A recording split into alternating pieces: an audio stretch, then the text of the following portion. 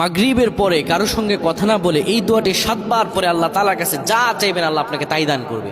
অভাবে আছেন, ঋণগ্রস্ত আছেন, মাথায় টেনশন, ঋণের বোঝা, বাড়িতে থাকতে পারতেছেন না, আল্লাহ সব আপনার পেরেশানি দূর করে দেবে ইনশাআল্লাহ। যদি আপনি আমলটি করতে পারেন, আমল মানুষের জীবন বদলিয়ে দেয়, আমল মানুষের জীবনকে পরিবর্তন করে দেয়। আল্লাহ তাআলা আপনার সব দোয়া কবুল করে নেবেন ইনশাআল্লাহ।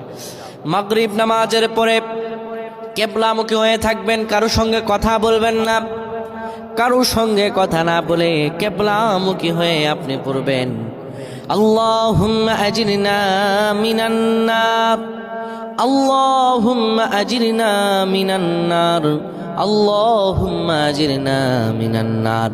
যদি এটি আপনি মাগরিব নামাজের পরে কারোর সঙ্গে কথা না বলে পড়ে 7 বার পরে দুটি হাত তুলে আল্লাহর কাছে দোয়া করেন, আল্লাহ জাহান্নামের আগুন থেকেও বাঁচাবেন এবং আল্লাহ আপনার সব দোয়াগুলো কবুল আর মঞ্জুর করে নেবেন।